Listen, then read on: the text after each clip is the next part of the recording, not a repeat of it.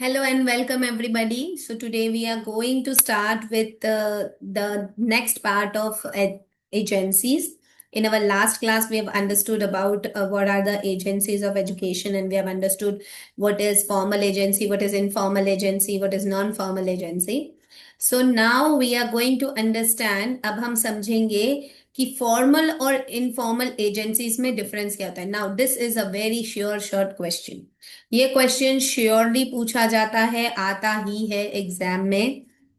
और ये कभी शॉर्ट नोट में पूछ लिया जाता है, जहां पे आपको जैसे साइंस वगैरह की एग्जाम में आप लोग बचपन में बीच में डिफरेंशिएशन करके एक तरफ फॉर्मल एक तरफ इनफॉर्मल लिखकर और फिर 5-6 पॉइंट्स लिख दें, वैसा भी आप लिख सकते हैं.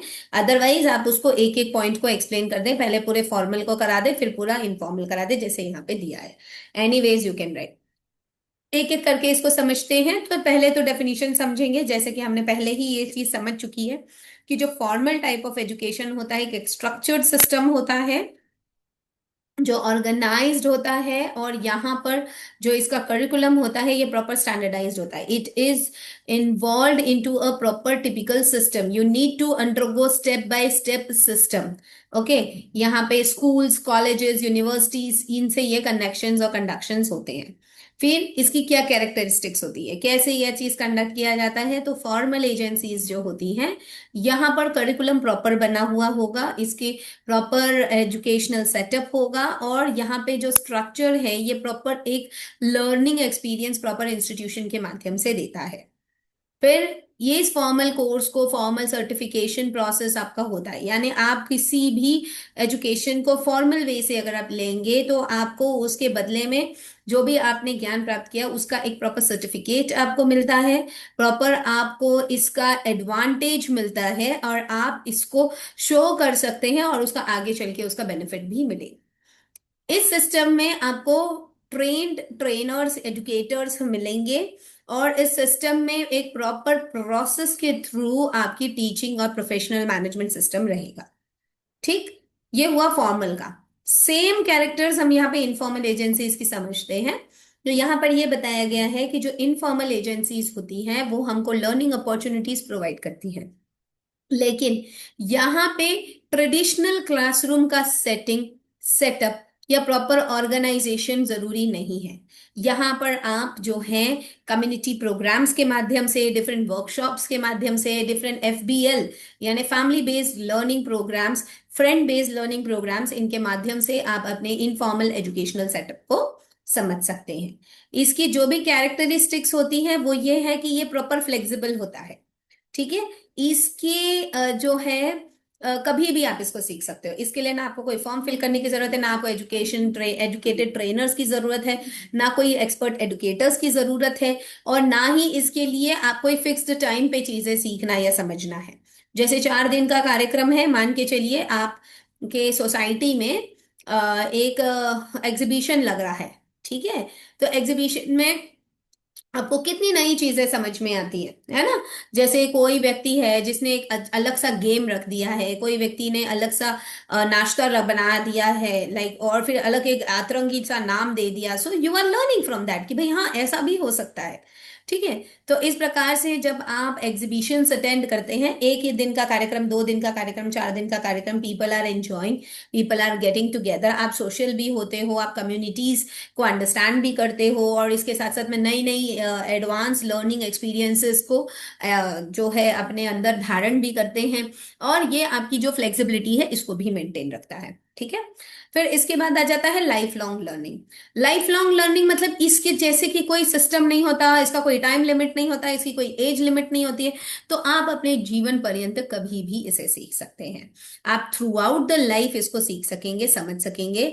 आप अपनी स्किल्स पर प्रॉपर फोकस कर सकते हैं. आपकी जो जनरल हॉबीज है वो आप इसको लर्निंग में इन्वॉल्व कर सकते हैं. आप अपने इंटरेस्ट को अंडरस्टैंड कर सकते हैं, और इसके साथ साथ में आपकी पूरे फॉर्मल सेटअप को समझ सकते हैं. ठीक है. इसके बाद आ जाता है डाइवर्स लर्निंग एनवायरनमेंट. मतलब आप इसको कहीं भी सीख सकते हैं. आप घर से सीख सकते हैं, आप किसी कम्युनिटी में जाके सीख सकते हैं, और आजकल तो ये ऑनलाइन प्लेटफॉर्म इतना अच्छा चल चुका है, आप खुद भी यहाँ इस ऑनलाइन प्लेटफॉर्म से ही सीख समझ रहे हैं. तो ये एक डाइवर्स लर्निंग एक्सपीरियंस है. जैसे आज अगर आप इन वीडियो कोर्सेज को एक्सेप्ट करते हैं ये आपको यूट्यूब में मिल ही जाता है ना। आप इसको सीख लो, सुन लो, समझ लो। जैसे मान के चलिए आपके मन में एक क्वेश्चन आ गया, फॉर्मल एजुकेशन क्या होता है, इनफॉर्मल एजुकेशन क्या होता है। आपने यूट्यूब पे कैप्शन डाल दिया, प्रॉम्प्ट डाल दिया, आपको कई एन नंबर ऑफ वीडियोज आ जाएंगे। आपने उसको पढ़ लिया, आपने उसको सुन लिया, आपको समझ लिया। आप जैसे मेरा वीडियो आ गया तो आपने मेरा सुन लिया, किसी और का वीडियो आ गया आपने किसी और का सुन लिया, आपको समझ में आ गया। अब इस चीज को सुनने के लिए ना आपने कोई फॉर्म फिल किया, ना आपने कोई एडुकेटर से संपर्क किया, ना आपकी कोई फीस लगती है, और ना ही आपका कोई फिक्स्ड टाइम होता है कि इस टाइम पे आपको सीखना है। ठीक है। बट यहीं पर जो आप ये कोर्स कर रहे हो, ईसीसी, एनटीटी, जो भी आप टीचर टीचर एजुकेशन कोर्सेज कर रहे हो, तो इसमें क्या होगा कि आपको प्रॉपर फॉर्म फिल करना होता है, प्रॉपर एनरोलमेंट कराना होता है, प्रॉपर सेटअप करना होता है, फिर आप इन क्लासेस को ज्वाइन करते हैं, फिर उसके बाद आप इनके वीडियोस के एक्सेस लेते हैं, आप उसकी रिवीजन करते हैं, फिर प्रॉपर आप उसको पढ़ते हैं, फिर आप प्रॉपर उसका एग्जाम देंगे, फिर प्रॉपर आपको सर्टिफिकेट प्राप्त होगा। तो वो क्या होगा, वो फॉर्मल लर्निंग सेटअप होगा। लेकिन यहाँ पे क्या होगा, जो आपने किसी भी माध्यम से सीखा, ज्ञान आपको मिल गया, चाहे आप डिस्टेंस में ले, चाहे आप ऑनलाइन ले, चाहे जो करें, लेकिन उसका कोई प्रूफ नहीं है। ठीक है ना। आपने ना कोई फी पेमेंट करी है, ना आपको कोई सर्टिफिकेट मिला है। तो knowledge you can take from anywhere, any time, at an any access. ठीक है ना। Online, distance, at home, community, या जस्ट आजकल तो इतना ऑनलाइन डिस्टेंस और ये बहुत ज्यादा ट्रेंड में आ गया। पहले जमाने में भी एजुकेशन होता था, लेकिन एजुकेशन तो शुरू से ही रहा है, बट द थिंग इज वो बुक्स में होता था। आजकल तो बुक्स ही कम पढ़ रहे हैं लोग। बुक स्टॉल्स जो है ना वो बस सजाने के लिए रखी हुई है, बुक्स तो बहुत कम ही लोग ले रहे हैं। बुक्स आप परचेज कर लीजिए, बुक्स में जिसको रीडिंग की हैबिट है, रीडिंग करके बुक्स से पढ़ के ज्ञान ले लिया, लेकिन आपको सर्टिफिकेट कहाँ प्राप्त होगा। ओनली फॉर्मल सेटअप में, इनफॉर्मल सेटअप में only knowledge. The knowledge can be gain from anywhere, any pace, and at an any access, but the certificate can be gained only from a formal setup. So it's very, very important to involve yourself in a formal setup if you need a certificate. Right? तो ये difference है formal और informal के बीच का अंतर, जो इसकी characteristics है। नेक्स्ट हम इसके ऑब्जेक्टिव समझते हैं, इसका क्या ऑब्जेक्टिव है। जो फॉर्मल एजुकेशन ऑब्जेक्टिव होता है वो यही होता है, जैसे कि मैंने आपको बताया, इसको प्रॉपर आपको एक एकेडमिक और एक प्रोफेशनल सक्सेस आपको प्रदान करता है। ये आपको प्राइमरी गोल से आपके बेसिक फाउंडेशनल नॉलेज तक से लेके सीमित एडवांस नॉलेज तक आपको लेकर जाता है, because there is somebody on your head who is just pinpointing you that you have to do this, you have to do that, you have to do this, you have to do that, और next to next system और steps आपको बताए जाते हैं। So that is a proper formal educational objective। लेकिन यहीं पे जब हम इनफॉर्मल एजुकेशनल ऑब्जेक्टिव की बात करते हैं तो वो ये है कि वो आपकी पर्सनल ग्रोथ के लिए होता है, आपकी सोशल स्किल्स के लिए होता है, आपके प्रैक्टिकल लाइफ एक्सपीरियंस के लिए होता है। आप अपनी हॉबीज, अपनी इंटरेस्ट को एनहांस करने के लिए इसको करते हैं। आप अपने लाइफ की चीजों को, लाइफ के चेंजेस को अडेप्ट करने के लिए इसको एक्सेप्ट करते हैं। और आपकी जो एंकरेजिंग एक्टिविटीज है वो तभी डेवलप होंगी जब आप इन चीजों को एडवांस लेवल पर लेकर जाएंगे। ठीक है। तो ये हुआ हमारा formal objective, informal educational objective. Right. Next आ गया हमारा असेसमेंट एंड इवैल्यूएशन। असेसमेंट और इवैल्यूएशन क्या कहता है, जहां पर हम फॉर्मल एजुकेशन असेसमेंट की बात करते हैं तो यहाँ पर वो असेसमेंट है जहां पे हमारा फॉर्मल एजुकेशन जो है एक सिस्टम पर स्टैंडर्डाइज्ड एक सिस्टम है, जहां पर एक स्टैंडर्डाइज्ड पैटर्न या मैटर लगता है। इसको हम इस तरीके से इन्वॉल्व कर सकते हैं जहां पे टेस्ट, एग्जाम्स, इवैल्यूएशन और डिफरेंट टाइप्स ऑफ सेटअप्स को ऑर्गेनाइज किया जाता है, वन बाय वन इसके बेंचमार्क्स सेट किए जाते हैं। लेकिन इनफॉर्मल एजुकेशनल असेसमेंट ऐसा होता है कि यहाँ पर आप कोई टिपिकल फॉर्मल एग्जाम नहीं देते हैं, लेकिन आपको पार्टिसिपेशन, कई बार इनफॉर्मल एक्टिविटीज में आपको पार्टिसिपेशन सर्टिफिकेट्स मिलते हैं, आपके एंगेजमेंट सर्टिफिकेट्स मिलते हैं, आपको token of love, token of activities, ये सारी चीजें मिलती हैं। ठीक है। और कई बार टोकन ऑफ लव जो है वो वर्ड्स के माध्यम से भी संबोधित कर दिया जाता है। तो उसमें भी जो आपको खुशी मिलती है, दैट इज योर असेसमेंट। आप अपने आप को चेक करते हो, आप अपने आप को इन्वॉल्व करते हो, yes this is the person who was the best singer in the whole programme. तो आपको असेस किया गया, आपको पता भी नहीं चला।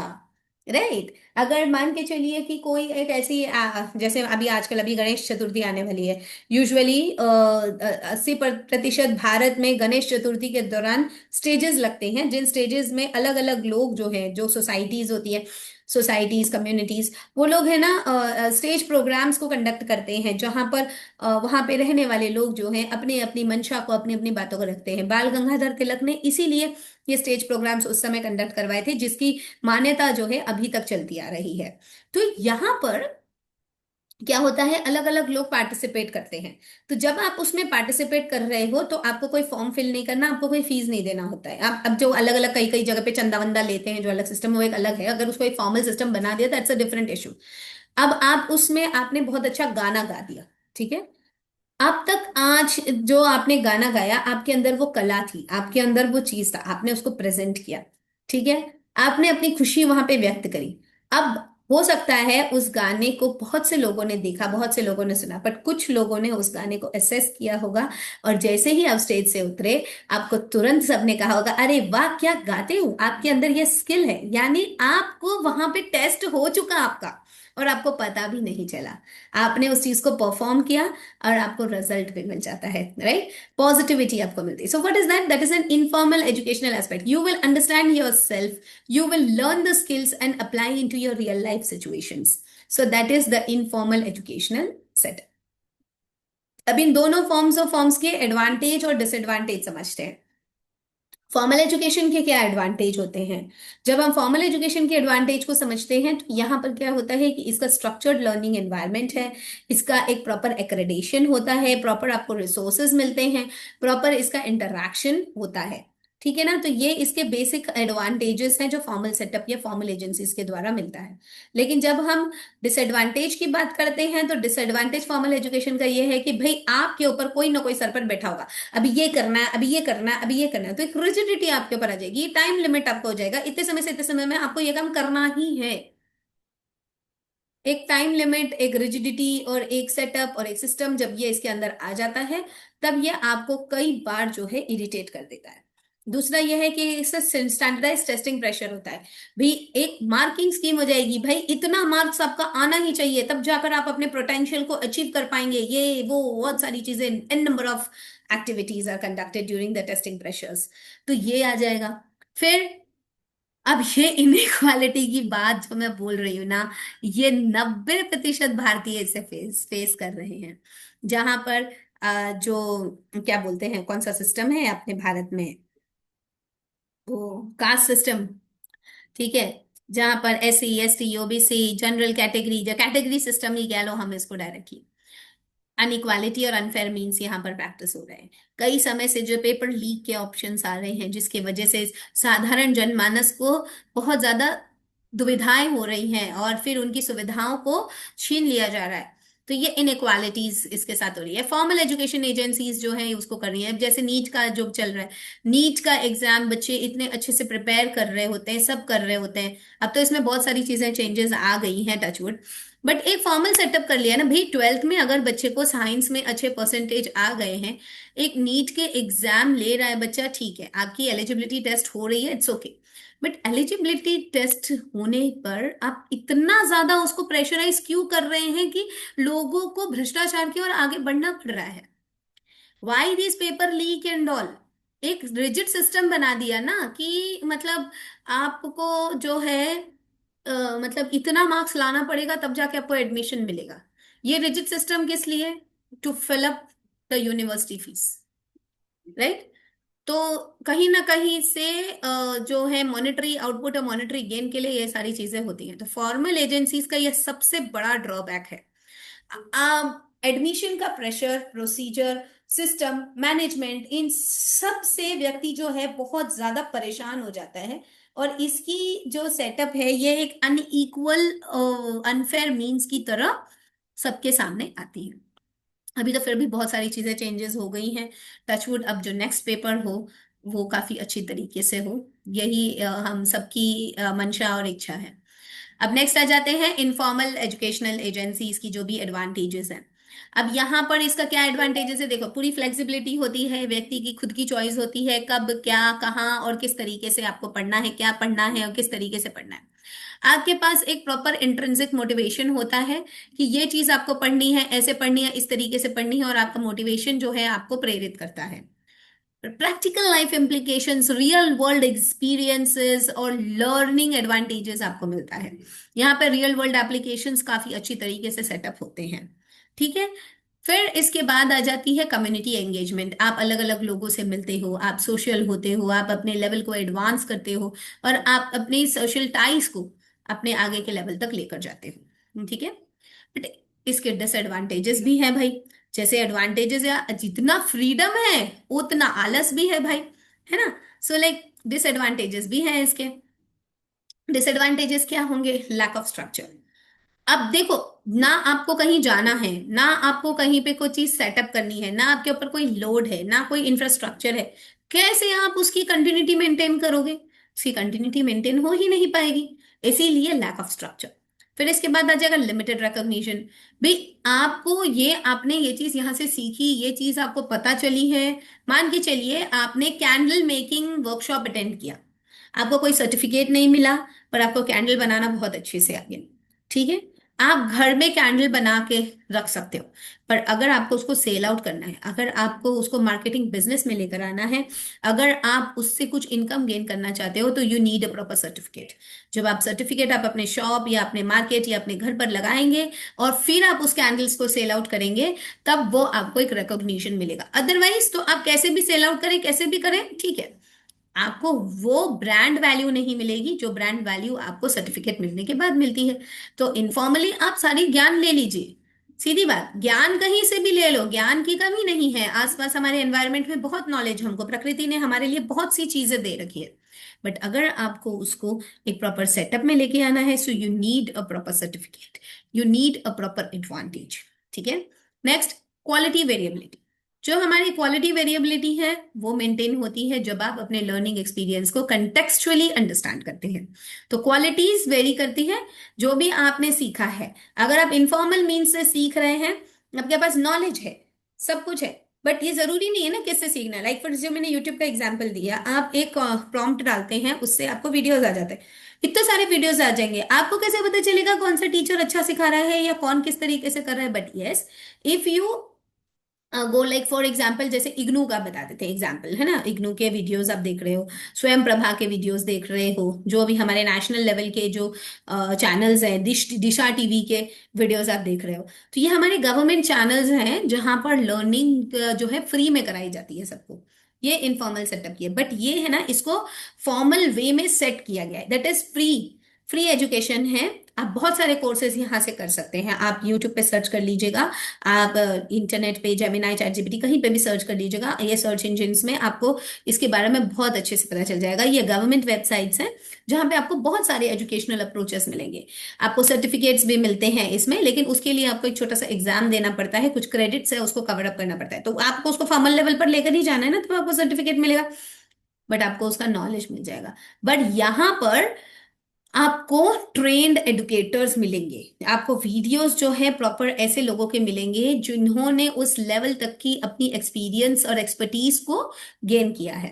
राइट। जैसे अभी ये यूट्यूब की तरह ही एक है Seekho app. Seekho is genuine, but YouTube is all खिचड़ी।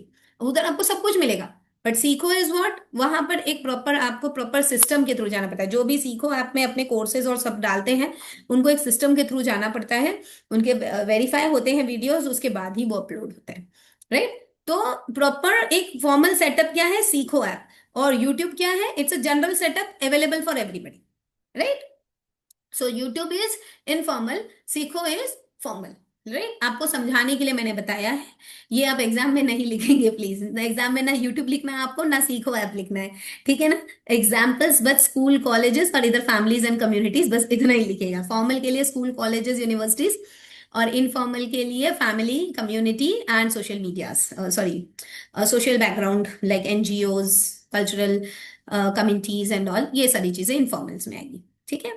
तो ये हो गया हमारा फॉर्मल एंड इनफॉर्मल एजुकेशन के बीच डिफरेंसिएशन। नेक्स्ट हमारा है ग्लोबल एग्जाम्पल्स जो हम अपनी एजेंसीज के लिए अंडरस्टैंड करते हैं। तो सबसे पहला जो फॉर्मल एजेंसीज है, इसके लिए ग्लोबल लेवल पर क्या क्या एजेंसीज आई है। तो फिनलैंड एजुकेशन सिस्टम है, ये फॉर्मल एजुकेशन सिस्टम है। और इसके बाद जो सेकंड है, that is the Montessori schooling system. ये हमारा ग्लोबल लेवल पर फॉर्मल सेटअप है, जो प्री प्राइमरी स्कूल के लिए बहुत ही अच्छी तरीके से अपने सिस्टम को मैनेज करता है, पूरी तरीके से फॉर्मल, पूरी तरीके से आईईपी, इंडिविजुअलाइज्ड एजुकेशनल प्रोग्राम है, जो यहाँ पर सेल्फ डायरेक्टेड होता है। लर्निंग और एक्सप्लोरेशन काफी अच्छी तरीके से होती है। यहीं पे इनफॉर्मल एजुकेशनल एजेंसीज जो ग्लोबल लेवल पर है, वो है सीएलसी सेंटर्स, जिसे हम कम्युनिटी लर्निंग सेंटर्स कहेंगे।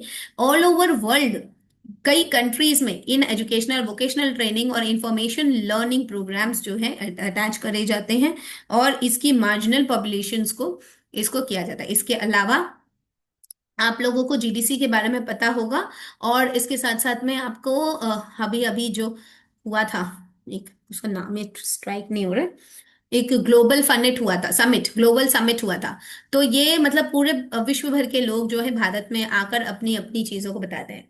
इसी तरीके से शार्क टैंक भी है। शार्क टैंक भी यही एक ग्लोबल जो है वो रहता है, जिसमें आप अपने प्रोडक्ट्स को यहाँ पे इन्वेंट करते हो, और फिर उसका आपको एक सर्टिफिकेट प्राप्त होता है, और फिर आप उसको अपने कई लेवल्स पर लेकर जा सकते हो। वर्कशॉप्स है, मेकर स्पेसेस है, फिर इसके बाद जो फैमिली बेस्ड लर्निंग इनिशिएटिव्स है, ये सारी चीजें जो हैं ये आपके इनफॉर्मल एजेंसीज की ग्लोबल सेटअप होते हैं।